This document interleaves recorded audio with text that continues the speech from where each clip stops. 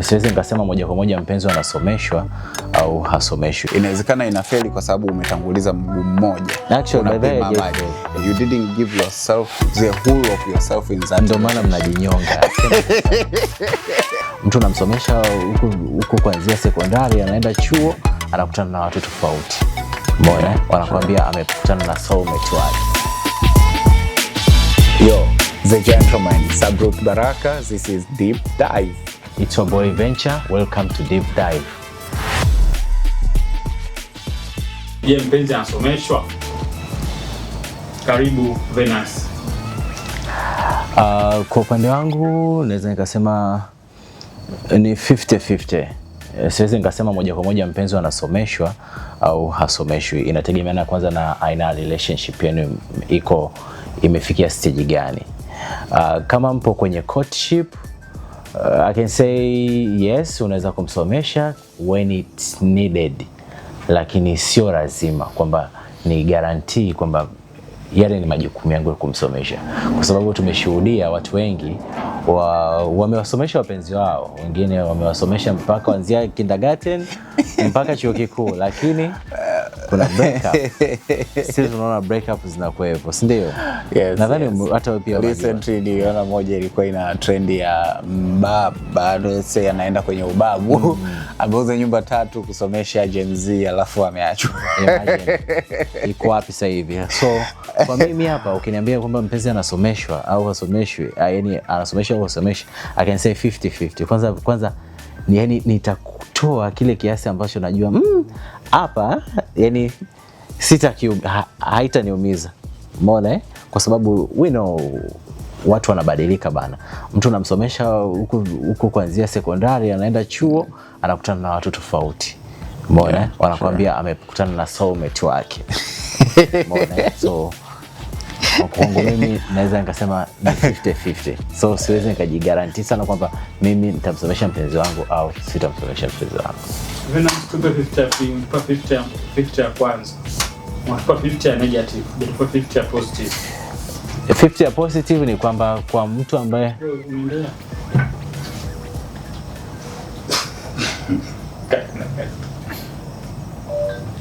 okay, we can continue.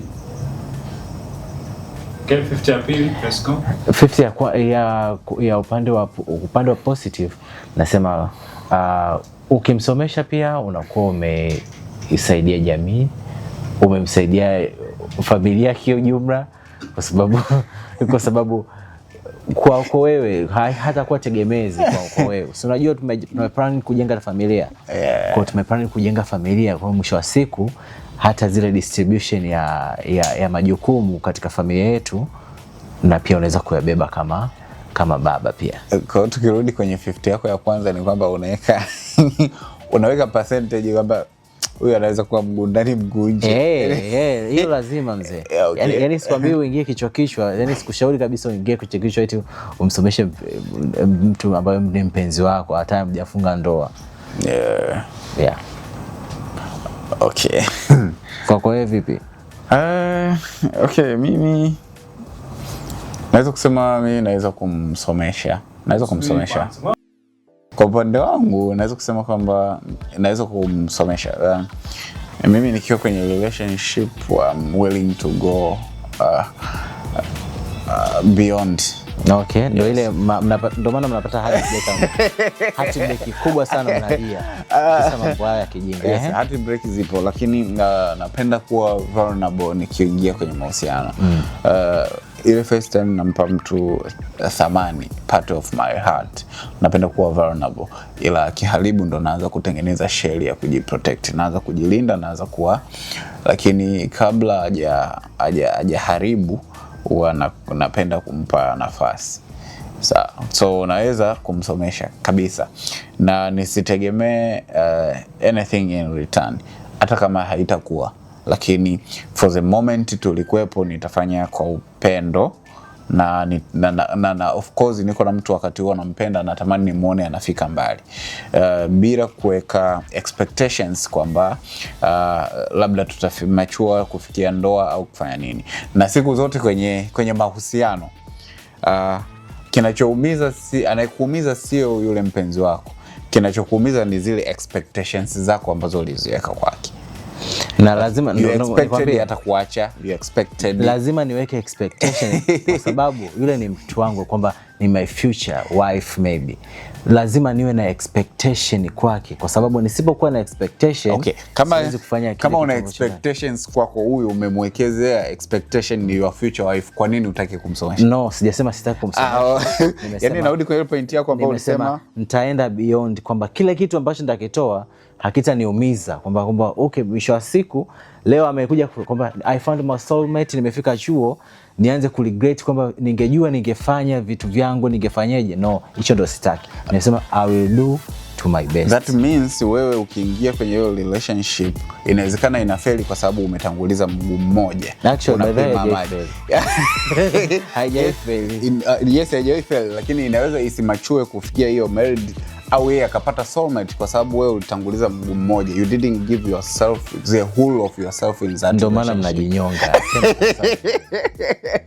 Lakini ukiingia miguu miwili ukawa vulnerable, labda pengine wewe ndio ungekuwa yule soulmate anayetafuta. Listen, yani nyie ambao mnajifanya mnaingia kwa miguu yote ndio mnakuoga, mnalia vilio vya mbwa kuomba mshauri. Kwamba wewe nimeacha, mpaka mnapigia wazazi simu kisa mnaingia mnazama mazima. Kuumia. Listen bro. Yani kwenye hii dunia, yani yule sio mzazi wako. Wala sure. It's better kwa mzazi wako unaweza kusema she is amebeba damu yangu, umeona lakini yule ni mtu ambaye umekutana, mambo yametokea, lakini mkabondi. So huwezi kuexpect mazima kwamba okay, huyu najitoa kwako. Wewe twende kasi. Ku-expect na kwangu mimi naona ni sawa, kwa sababu huyu mtu kama niko naye kwenye mahusiano, nina matarajio naye, ninawekeza kwake. Na kuwekeza sio lazima matarajio kwamba siku labda atakuja atakuwa mke wangu au kitu gani. Japo tuna hizo ndoto na kila kitu, lakini kwa wakati huo, kutokana na upendo nilionao, naweza kumpa.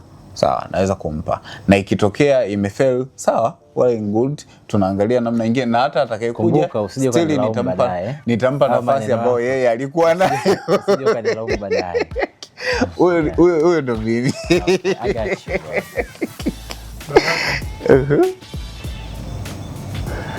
Kufanya biashara na mpenzi wako, tunazungumzia kwenye uwekezaji wa pamoja. Unaamini katika hilo? Kama ndio, tueleze. Kama hapana, tueleze. Kwanza kabisa naweza kusema naamini katika hilo kwa sababu iko mifano hai ya watu ambao walikuwepo pamoja, waliwekeza pamoja, wakafika sehemu pamoja. Na pengine hiyo sehemu walifika, kwa mfano okay, ngoja nisitaje kwa majina, lakini walifika wakawa wameachana, lakini matunda ya ule uwekezaji wao wa pamoja wakawa wote bado wanafaidi. Ni mmoja ni marehemu sasa hivi, ni mmoja wa matajiri ambao walikuwepo hapa Tanzania. Yes. Lakini nilikuwa nasoma historia yao. Uwekezaji wao ulimlazimu mke wake aache kazi, arudi nyumbani, aanzishe biashara. Mwanamke ikiwa anafanyikia ndani sebreni kwao, anafanya kwa mikono, zeni kamachua mpaka wakawa na multi-billions companies. Hata ilipofika sehemu za no longer together, like walikuwa wanandoa hawajaachana lakini hawako pamoja hile, lakini still wote walikuwa bado wana benefit kwenye kitu. Kwa kwenye uwekezaji wa pamoja, yes, kama ni mtu ambaye namuona tushaka tumesomana, nimejua akili yake kwamba na ana future kwenye hivyo vitu, ni sawa kufanya uwekezaji wa pamoja. Ni kwamba tu kuwe na documentation ili kati yenu ikitokea labda mahusiano yamekufa, isije ukazurumu the other party kwa sababu hiyo. Okay. Why you go all that sort of documentation nini wale umeamua kwamba niwekeze pamoja? Okay. Kama let's say kama ni mke wako. Kama why through documentation? Kwa sababu kwenye swali uliuliza kama ni mpenzi, kama ni mke wangu haina haja hiyo, kwa sababu cheti cha ndoa tayari ni documentation ambayo tukidepart kila mmoja ana part yake katika mali tunazozimiliki. Lakini kama ni mpenzi, we should do that kwa sababu ya kulinda kila mmoja. Naweza mimi nikakisha okay, umepata mtu mwingine, zeni nikadoa jasho lake lote akalikosa likabaki upande wangu, au yeye akafanya hivyo, sawa. Lakini kama ni mke wangu, tayari ile documentation ya ndoa kwamba cheti cha ndoa kinanilinda mimi na yeye wote kwamba tuna part katika hii mali tunayoimiliki. Okay, yes. I got you. Yes. Niambie, unaweza kuwekeza na nini? Natamani kusikia upande wako. Niwekeze na nani? Sina mlembo. Hapana. Mimi siamini kuwekeza na mlembo. Kwa nini uamini? No, what I believe, mimi mwenyewe ndo naweza kujiwekeza mwenyewe kwenye maisha yangu. Apart from kwamba niwekeze tena mpenzi wangu. No. What if sina guarantee na yule? Mbona? Nawekeza na mtu ambaye let's say nimefika stage ambao there is no way turn back. Mbona? Hii stage kwamba labda huyu anatambulika na kila mtu anamfahamu, lakini uwezi kusema niwekeze na mlembo au mpenzi wangu mimi nikae tukisema okay, let's do this and this. No, I can't do that. I'm not that foolish. Why do you think that is foolishness? I know because I've been there, because I've been kumbe ushai kujaribu.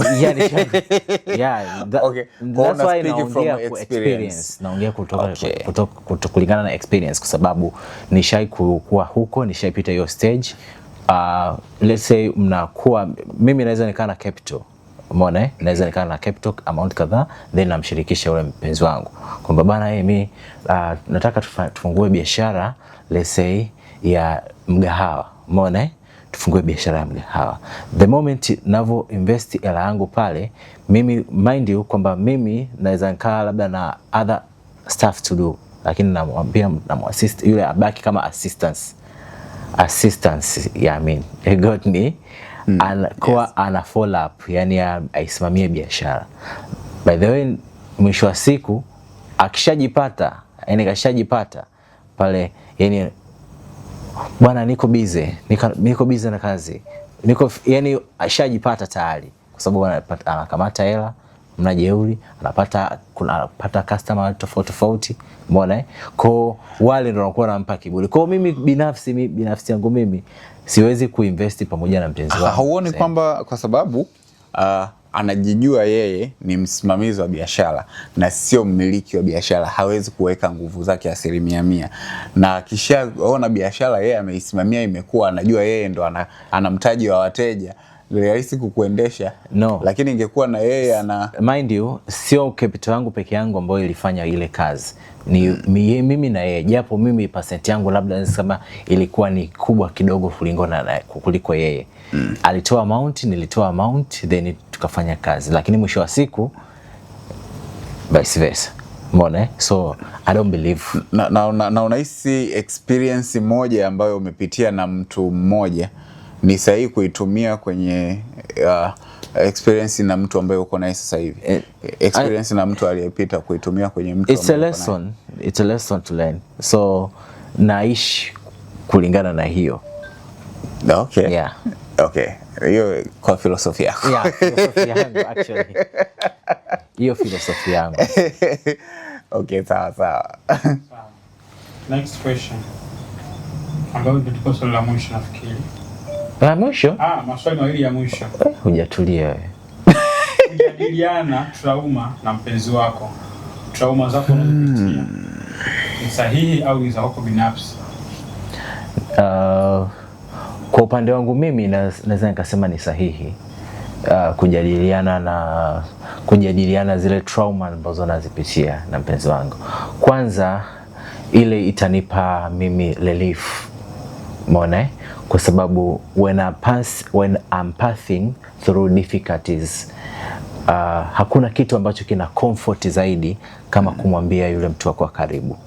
Yani yule mtu wangu wa karibu ndio atani comfort zaidi na nitajisikia amani hata kama nimebebeshwa mzigo wa kiasi gani. Sometime let's say